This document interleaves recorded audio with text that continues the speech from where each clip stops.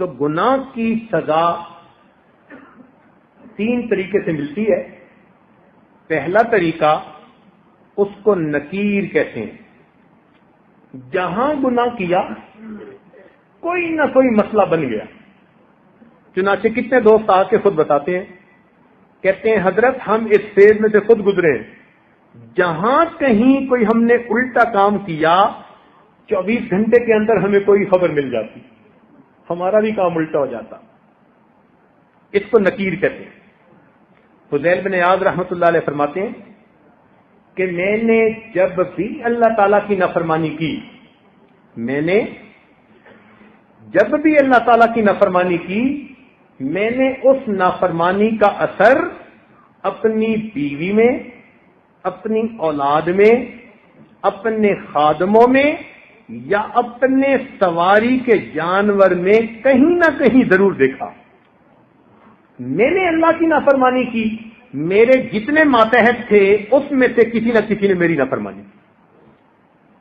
تو ہم غور کریں, اگر آج بیوی ہماری بات نہیں سنتی تو کہیں اللہ تعالیٰ کی نافرمانی کا یہ نقد سزا تو نہیں ہے.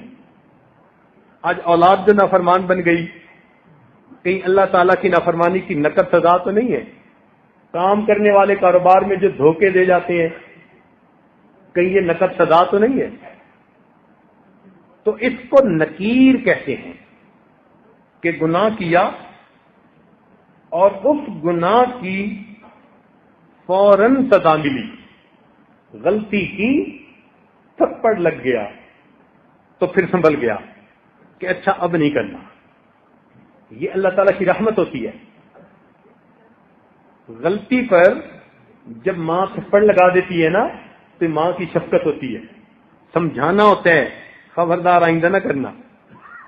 تو جب اس طرح ہونا نکیر والا معاملہ, تو اس کا مطلب کہ اللہ تعالیٰ اس بندے کو الٹا کام نہیں کرنا دینا چاہتے, اس کو سیدھا رکھنا چاہتے ہیں.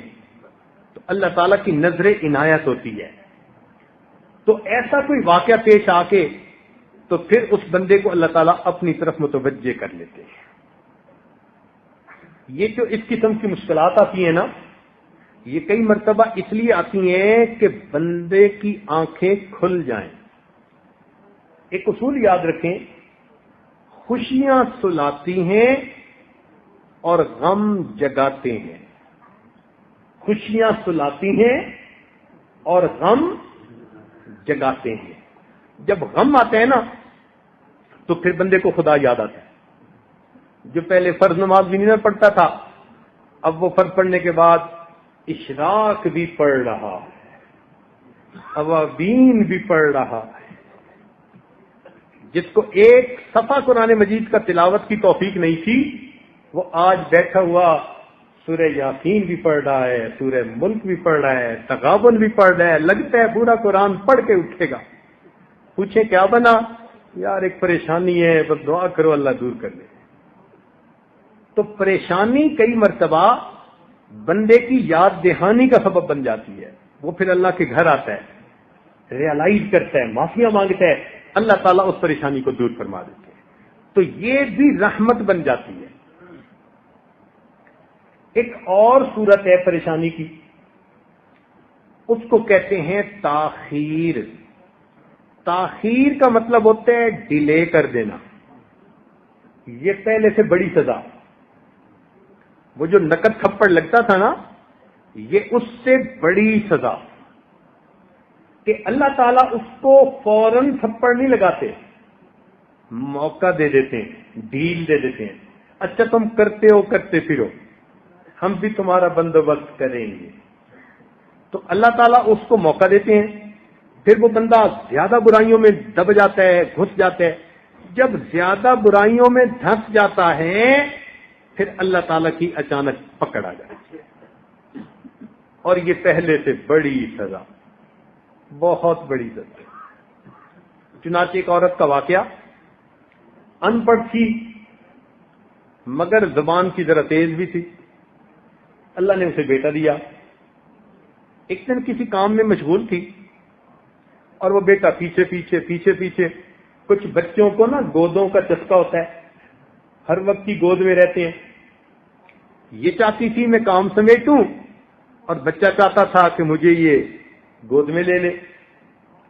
تو اس نے اس کو لٹایا، فیڈر بنا کے دیا اور اس کو کہا کہ خبردار جو اب اٹھ کے میرے پیچھے آیا. فیڈر دودھ پی اور یہیں لیٹا ہے. وہ بچہ تھا، اس نے تھوڑی دیر دودھ پیا، جب بھوک ختم ہو گئی وہ اٹھا، پھر ماں کے پیچھے امی امی امی. اب یہ غصے میں آ گئی، اور جب غصے میں بندہ آ جاتا ہے نا، اس کو سمجھ نہیں آتی کہ وہ کر کیا رہا ہے.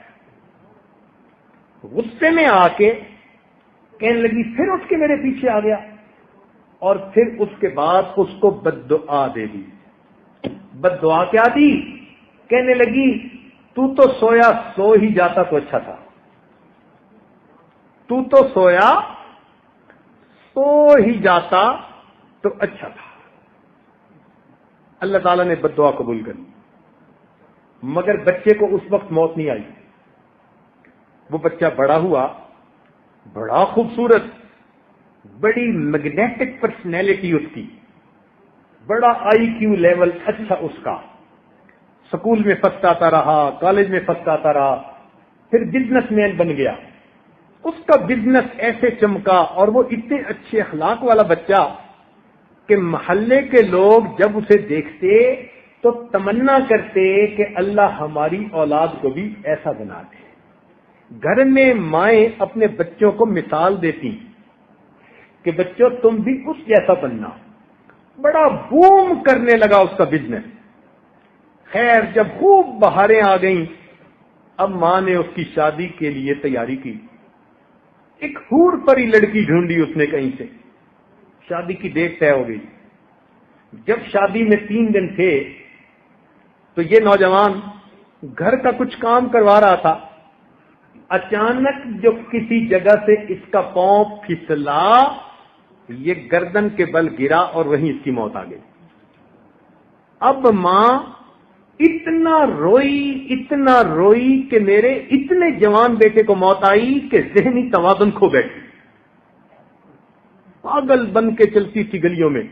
چھوٹے ہوتے ہوئے ہم اسے دیکھا کرتے تھے تو ہمیں ہمارے بڑوں نے یہ بات بتائی کہ بعد میں محلے میں کوئی بڑا نیک بندہ تھا، اس کو ایک خواب کے ذریعے سے بتایا گیا کہ یہ جو اس عورت کے ساتھ معاملہ ہوا، یہ اسی کی بد دعا کو ہم نے قبول کیا تھا.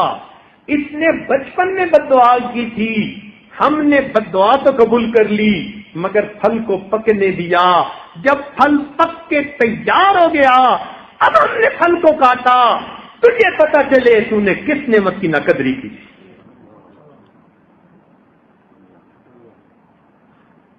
کتنی بہنیں ہیں جو اپنے بھائیوں کو بد دعا دیتی ہیں، کتنی مائیں ہیں اپنے بیٹوں کو بد دعا دیتی ہیں، کتنی بیویاں ہیں اپنے خاندوں کو بد دعا دیتی ہیں، پھر بعد میں بیٹھ کے روتی ہیں. تو کیا پتا ہماری ہی بد دعا جو کبھی غصے میں کی تھی آج جا کے اس کا اثر ظاہر ہوا. تو اس کو پہلے سے بڑی سزا ہوتی ہے. اس کو کہتے ہیں تاخیر. اللہ تعالیٰ تاخیر کر دیتا ہے، ڈیلے کر دیتے. قرآن مجید میں اللہ تعالیٰ فرماتے ہیں فَلَمَّا نَسُوا مَا ذُكِّرُوا بِهِ فَتَحْنَا عَلَيْهِمْ أَبْوَابَ كُلِّ شَيْءٍ، کہ جب وہ لوگ بھول گئے جو ان کو نصیحت کی گئی تو ہم نے ان پر ہر چیز کے دروازوں کو کھول دیا. خوب عیش کریں جو چاہتے ہیں.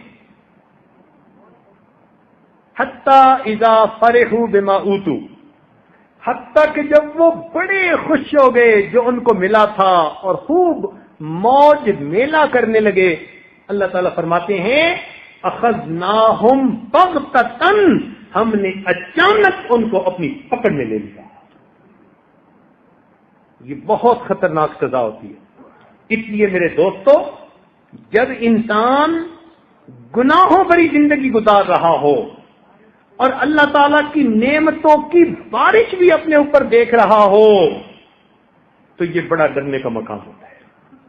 یہ بڑا ڈرنے کا مقام ہوتا ہے. او اللہ، میں گناہوں پہ گناہ کر رہا ہوں، آپ نعمتیں بھیج رہے ہیں کہیں مجھ کو پھنسایا تو نہیں جا رہا, ٹریپ میں تو نہیں لا رہے.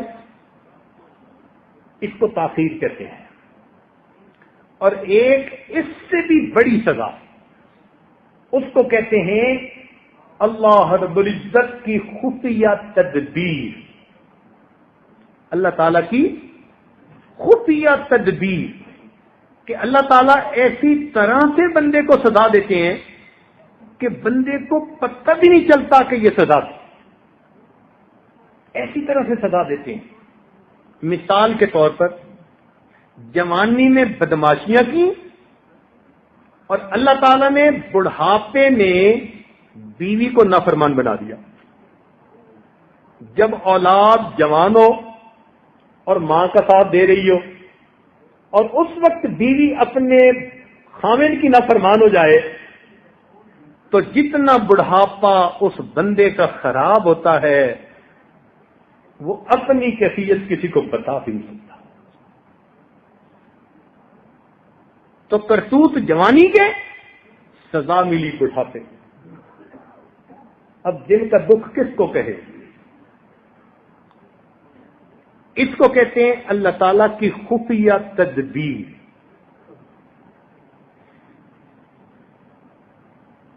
کوئی بیماری ایسی دے دی, نعمتوں سے محروم کر دیا. چنانچہ ایک عورت نے خط لکھا کہ حضرت 7 سال ہو گئے, میں قسم قسم کے کھانے بناتی ہوں اور گھر میں آئے ہوئے مہمانوں کے لیے دسترخوان پہ لگاتی ہوں, لیکن خود السر کی مریضہ ہوں. 7 سال میں فقط جوسز وغیرہ پی کے گزارا کرتی ہوں, لیکوڈ چیزیں. روٹی کا ایک لقمہ بھی میرے منہ میں نہیں گیا. میں روٹی کو ترستی ہوں. اب 7 سال سے جس سے اللہ نے روٹی کی نعمت کو جو چھین لیا, اس کو احساس بھی نہیں کہ یہ میرے گناہ کی سزا تھی جو مجھے مل رہی ہے.